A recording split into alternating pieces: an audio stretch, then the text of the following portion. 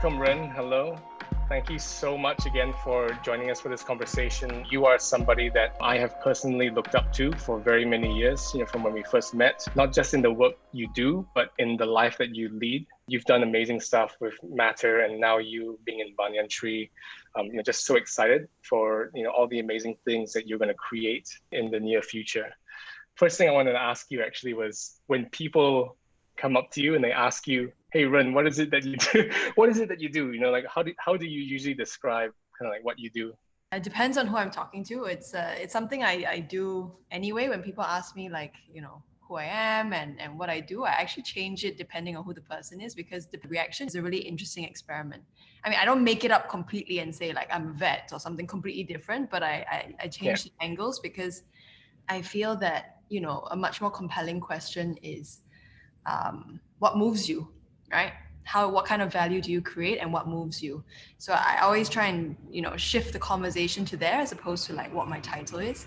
But if you ask me that question and you are a maybe 5-year-old child, I would, which, not saying that you are a 5-year-old child. I love how you skip straight to that. That's the first example. If you're a 5-year-old child, I would say we make people feel special as an industry, and we make people feel connected to what they really want.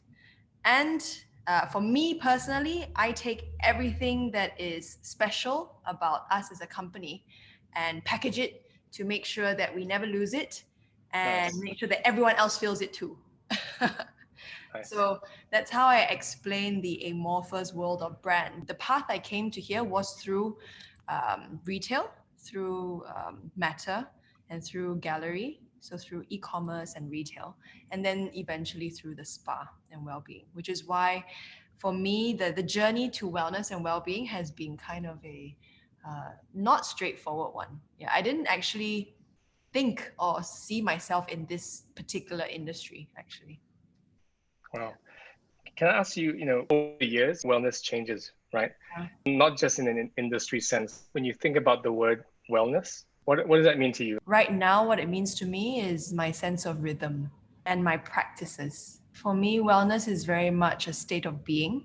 And I think a lot of the industry is moving towards that, thinking more around well-being instead of wellness, because wellness is commoditized, right? Wellness is your yoga, it's your juice, it's your this, it's become lots of different products and services. Yeah.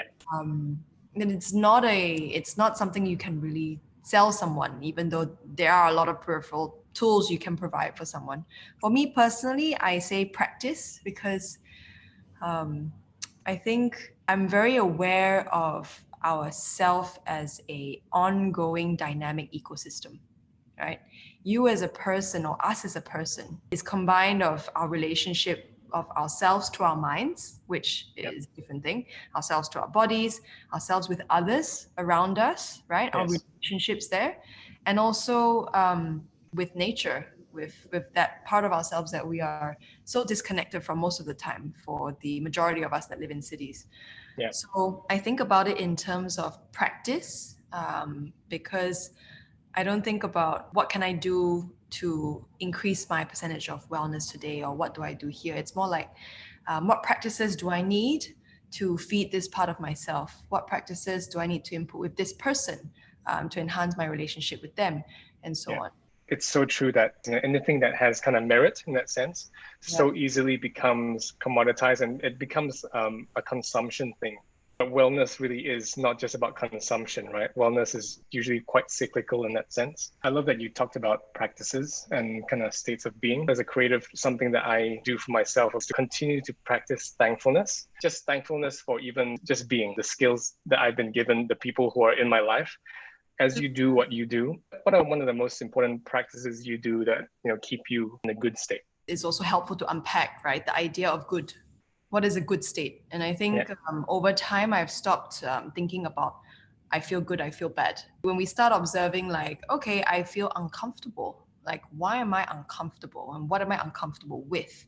And then you sit with that. And then, so part of my practice is really unpacking what is actually happening, what is actually true versus what is happening in my mind, and so on. And so sometimes, most of the time, the problem is not the problem. I don't mean I'm not trying to be Yoda here, but like most of the time, truly the problem is not the problem. And you ask 5 whys and then you get to the root of it, right? So the practice of making space whenever I feel overwhelmed, for example, or have this sense of like, it's all too much. I know something has triggered and I've reached a breaking point. Then my practice is actually then to take space, which means, for example, not see anybody, switch off all my digital devices and only paper and pen, for example. And then I feel disconnected, right? Which is another so-called not good emotion. My practice then is really to possibly be two things. One is go for a very long walk, usually in nature by myself. Or another would be just to go on what I call a curiosity walk with my 2-year-old son, which is where for the one time he just leads the way. So we go somewhere and I just follow him and his curiosity and what he looks at. So this is what I mean by practice. I think the first practice is this sense of like, okay, like, how am I really feeling? Because, there is a huge emotional texture and landscape of how we feel. And it's not just good or bad. Our emotions are what tells us what's happening, right? It's our way of understanding the world outside. So listening to that and then developing practices to respond to it in the way that we desire is my process. Yes. What moved you in what you do right now with Banyan Tree in particular? This idea of, I hate to use words like hospitality because I know that it's more than that, right? But what moves you? I love how you explain things to a 5-year-old child, making people feel special and all that. Actually, I was, you talk about not using the word hospitality, but I was researching hospitality for some reason a few weeks ago, and the root of the word actually means to have power. Isn't that strange? Yeah. What do you mean? What? Yeah. The root of the word hospitality is to have power, because as a host, you essentially are in a position of power over your guest.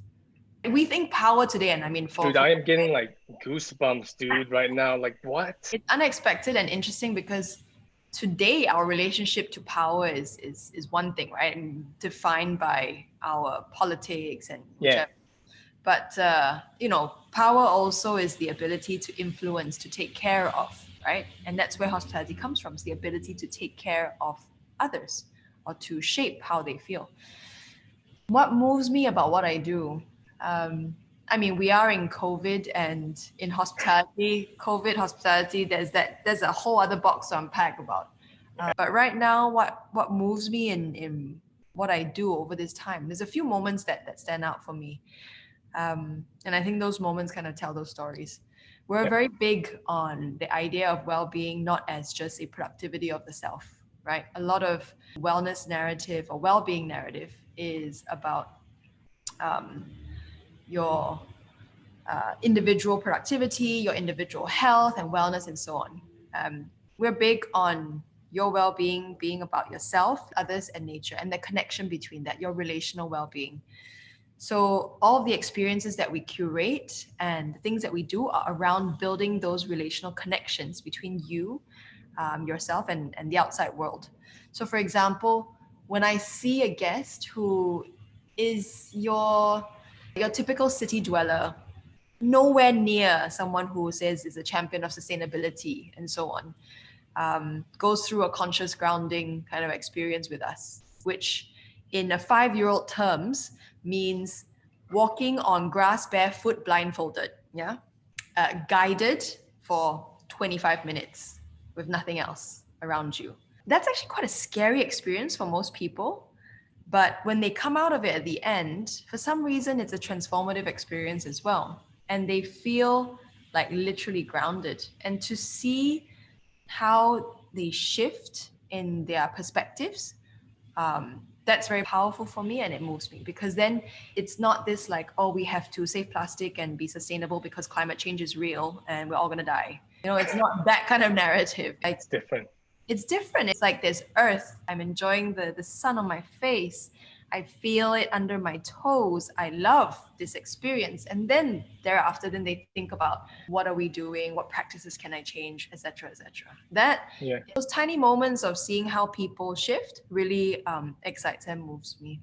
Like I feel like a lot of these grounding exercises and, even working with you on the project that we're doing together, so much unlearning has to happen sometimes. When you think about hospitality and hotels and travel, it's as if people spend, not just customers, but the developers, we spend so much resource building things to help people escape and get away. But then what you're doing and the kind of mindset that you're approaching your industry is that I'm actually just trying to help people be here and be present and not worry so much about the future and not dwell so much in the past, because true well-being comes from what the word says, which is just being, right? And I think that's really, really wonderful that you do that. My last question to you was in respect to how wellness is starting to transform, what people are looking for.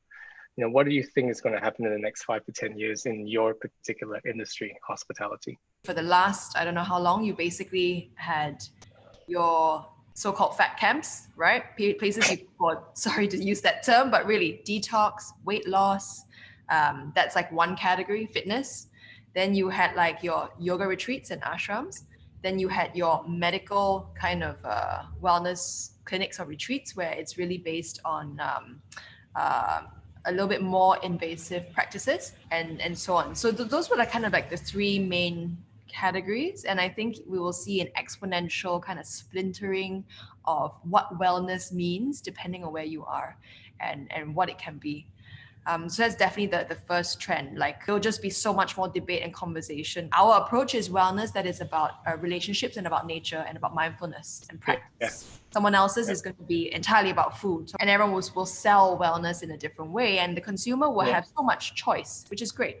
And this is going to be in hospitality, it'll be in product, it'll be everywhere until it suddenly becomes ubiquitous because everyone wants to enhance their well-being and wellness in some way or other. And it becomes not an industry, but just like a quality value by itself. That's probably one of the major changes. So it will be very democratized in that sense. Yeah, I think one of the most important things that as creators and as business owners, we really first, before jumping on any bandwagon, and before jumping on anything, to make sure that we ourselves are at that place of well-being. If you could say anything to any business owner or designer that is interested in pursuing or creating well-being, what would that piece of advice that you give them? Wow. The first thing I'd say is that you're already in it by virtue of being human. You are. It's so great talking with you, Ken. It always feels like whatever I say, it just has this like amazing effect. It's true. It's true.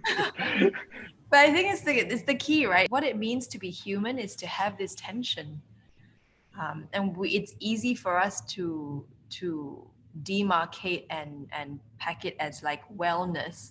But who doesn't think about their wellness and well-being? I mean, maybe the amount that you spend on it is different from the amount that I spend on it. But no matter what, how many people are there on Earth? 7 billion people?